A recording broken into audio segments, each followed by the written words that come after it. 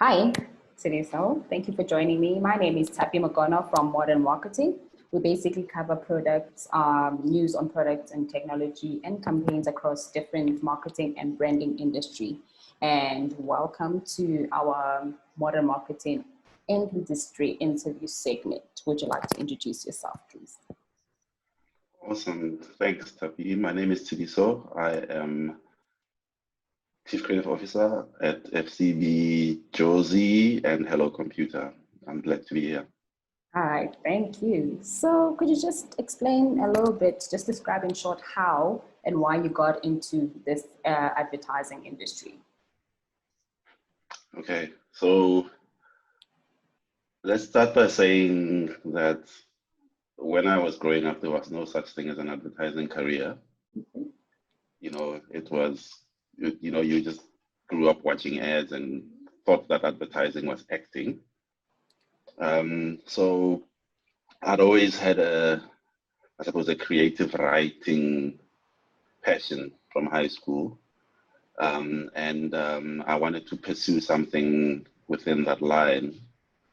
So I looked around, there wasn't anything much, but the closest thing I could get was journalism. Okay. And I then enrolled at Rhodes University and did the 4-year course. And then my final year, it turns out that, the AAA visited the school. Okay. And I missed the meeting for some reason. I didn't even know. I picked up a flyer on the floor and I thought, oh, this is interesting. And I remember it was at the time when the internet had just kind of, been switched on.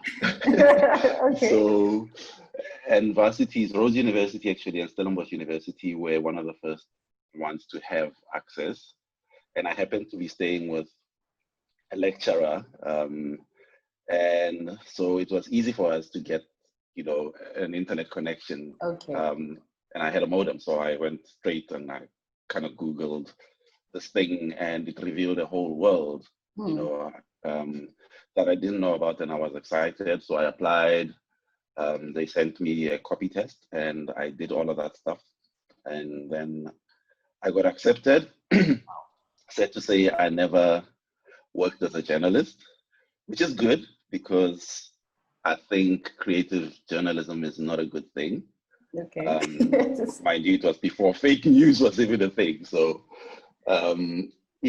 so I went to the AAA and did the copywriting diploma there. And then after that, I went straight into work. Actually, I started at Lindsay Smithers, which was FCB at the time.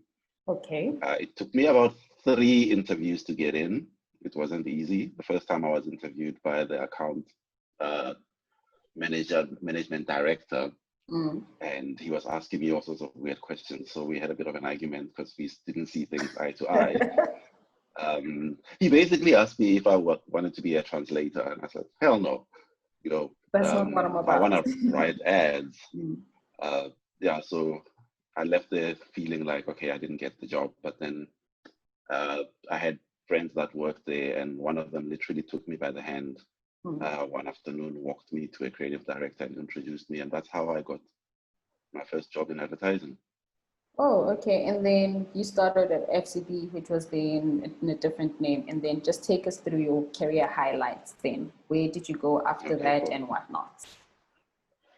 So I started at FCB as a junior, and it was really cool.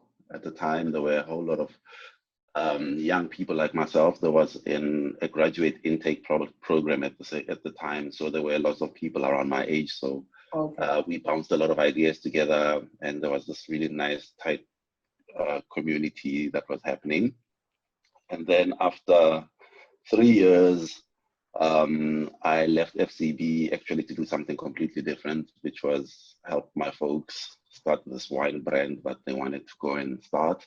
Okay. That was a whole thing.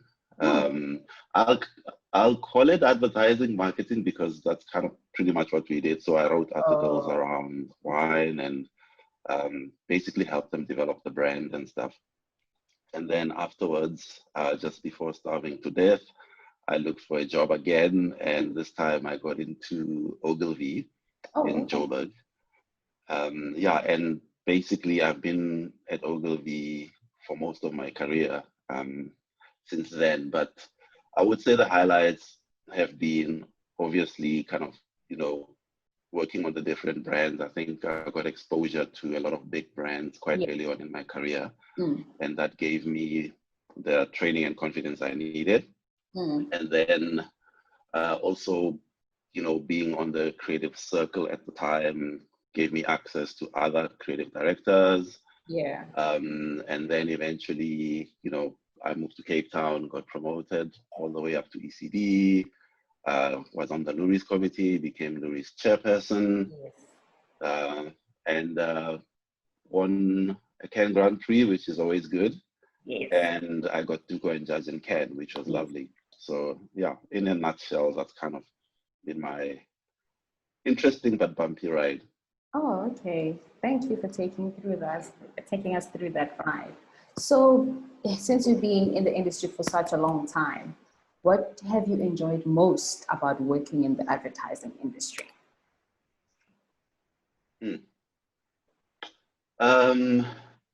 It's a very difficult industry to work in. Okay. And what makes it worth it are the people.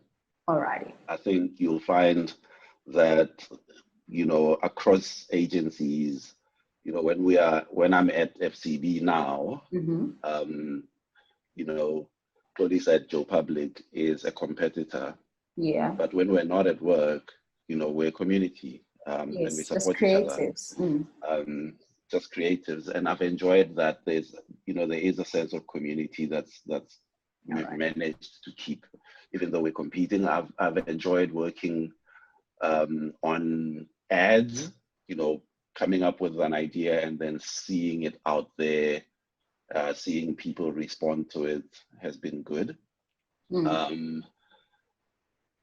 Not all clients are enjoyable to work with, but I've had some really great friendships with clients, and we've gone on to do great work. So I really enjoy that. It's an industry that I've kind of watched change over the years, and it's a very difficult industry to be in.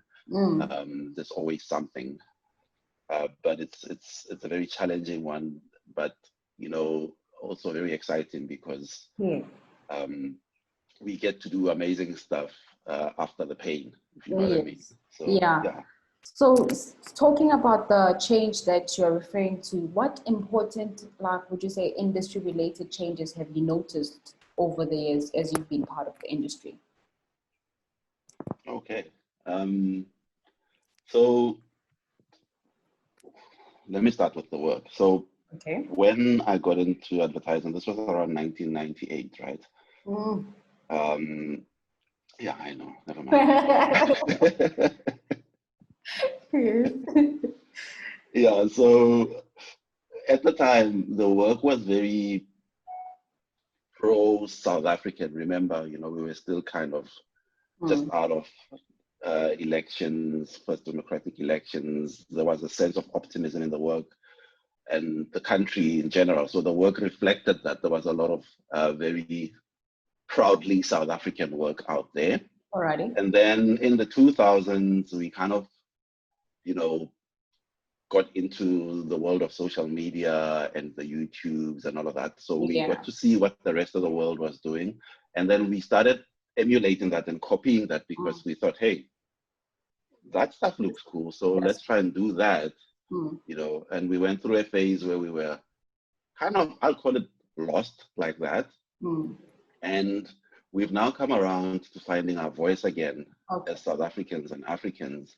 And that's starting to show in the work, the whole Afrofuturism thing that was happening at the, sometime last year or year before, and other things. And that's kind of us taking back, our stories and telling them our way, which is cool. So I really enjoy that change. The other thing I've kind of seen happen, obviously, it still needs a lot of work, but it's transformation in the industry. When I started, it's kind of, you look at the photographs of agencies, people from back then, and they're all kind of lined up. and you Yeah. struggle to see the Black people in there. Mm. And then you fast forward to today, and you're starting to see young people, young Black people, Yeah. you know, Black people like myself who have managed to kind of go up the ranks.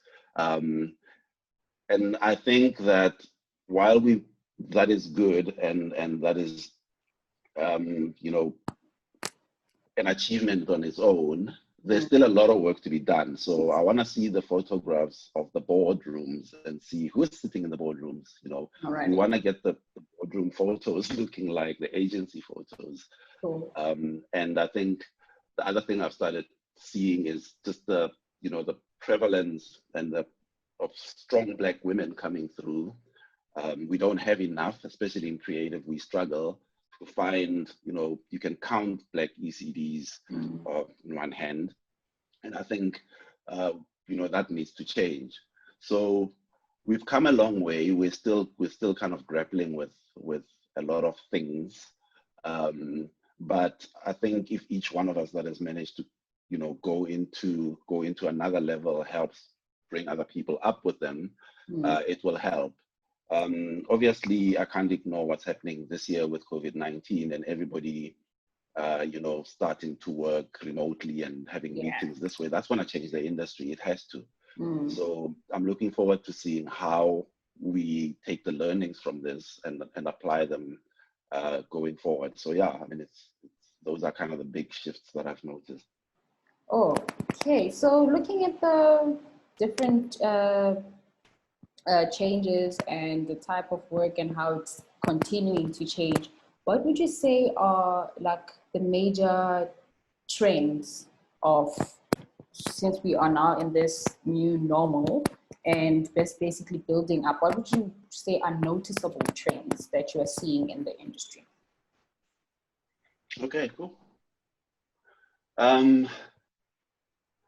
I think the idea that we need to take a long time to arrive at a great idea, you know, is not necessarily true, I'm finding. And I think because we are working under pressure, and as creative people, the more pressure we've got, the more we try and find a solution.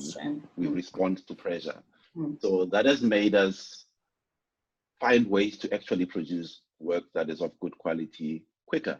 Obviously, it's not sustainable. We can't, you know, always produce the same quality of work at the same pace. But I'm noticing that a lot of work that is done, you know, that doesn't cost millions to make and doesn't take 6 months to produce, actually resonates more than, you know, a lot of the stuff that has been traditionally resonating. I'm noticing again that a lot of creative people are kind of bringing themselves into the agencies, and I think we need to see, I'd encourage us to do a lot more of that, because we've always been pigeonholing ourselves as kind of, I'm a writer, I'm an art director, and then I come home and I pick up a camera, or I pick up, you know, a canvas and start painting, or I do some other creative expression, you know, that I've got. And the more we start bringing those things into our work, the more interesting it will become. So I'm seeing a lot of that happening. And for people my age, that, you know, because the media is changing and the landscape is changing and things are happening so quickly, you know, it's no longer enough for, you know, a CCO or a creative director, even for that matter, to go, okay, I've made it, I'm gonna now just chill. We're finding that we've got to keep up a lot more often with what's going on, so that you don't lose relevance.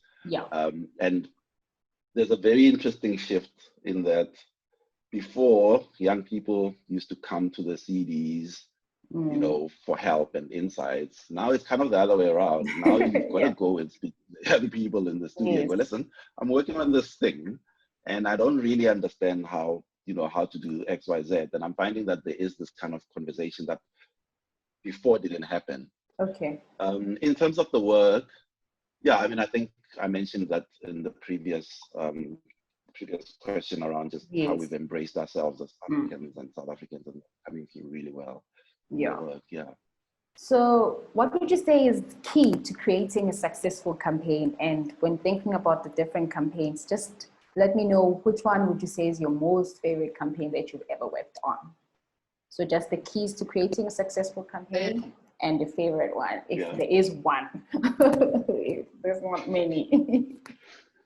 Yeah. Look, there are a few things that are kind of standard, right? So you have to start with a good product. You can't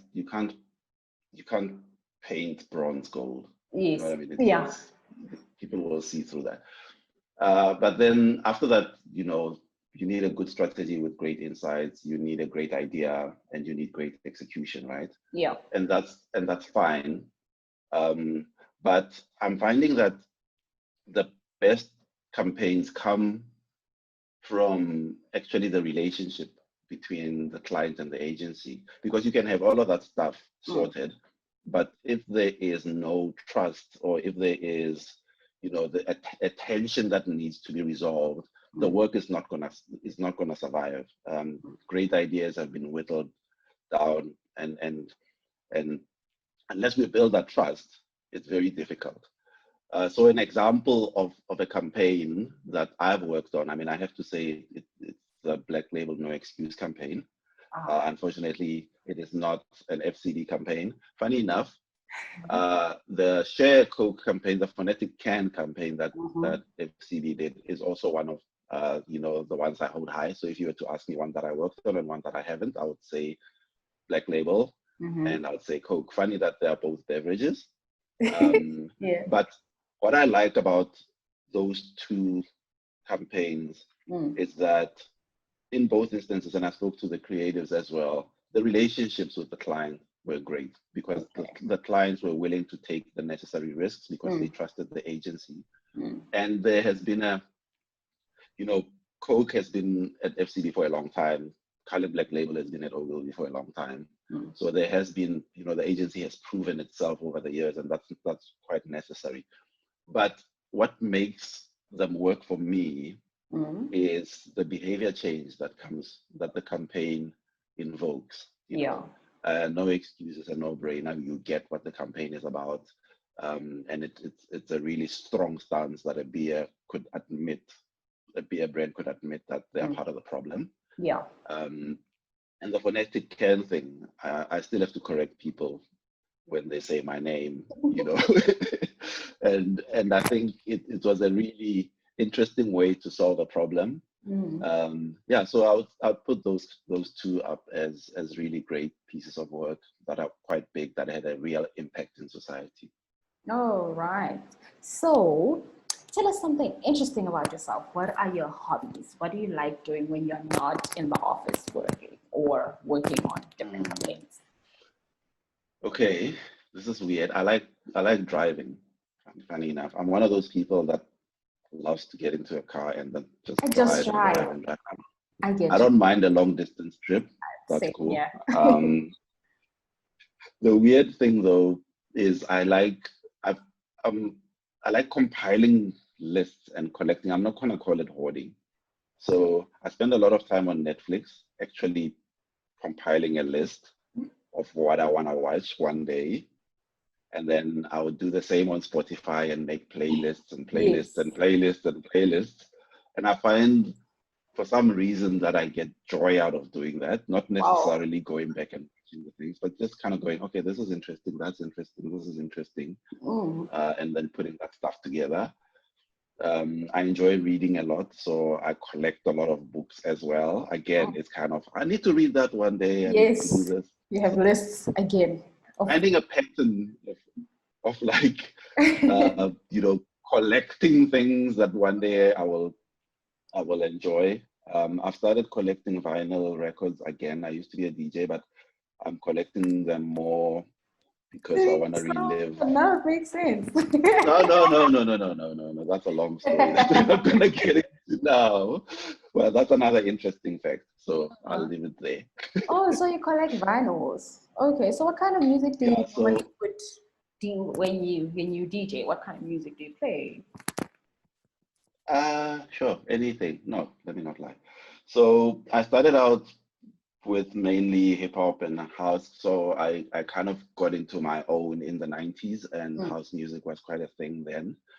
And then after that, I started, bringing a lot of jazz into Nice. my collection, um, because I found that I could now play this music without my friends going, "Hey, when I need jazz, it's how." Yeah. So there was acceptance. So I play that. I play Afrobeat. I play breakbeats.